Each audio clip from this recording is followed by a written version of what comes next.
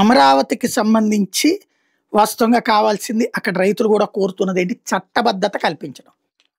అది 29 గ్రామాలకు కల్పించాలా? లేకపోతే విజయవాడ, గుంటూరు, తెనాలి మొత్తాన్ని కలిపి అమరావతి ఉట్టి ఆ 29 గ్రామాలైతే అది కేవలం ఓ పంచాయతీ మున్సిపాలిటీ లాగా చిన్న మున్సిపాలిటీగా మారిపోతుందని మొన్నే చంద్రబాబు గారు చెప్పారు. ఇదంతా చేయాలంటే ఇక్కడ ఉన్న మున్సిపాలిటీలు, కార్పొరేషన్లు రద్దు చేసి వీటన్నిటిని కలిపి తయారు చేయాలి. యాక్చువల్‌గా వచ్చే ఏడాదికి ఈ పదవీ కాలాలు ముగుస్తాయి. కార్పొరేషన్స్, మున్సిపాలిటీల పదవీ కాలాలు.